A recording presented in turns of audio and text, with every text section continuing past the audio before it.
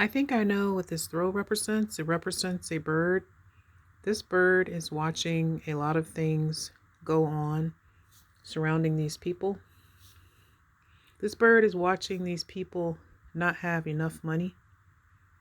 It is watching these people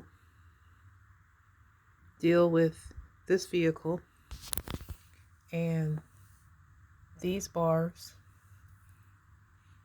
It is watching these people have handcuffs on their wrists.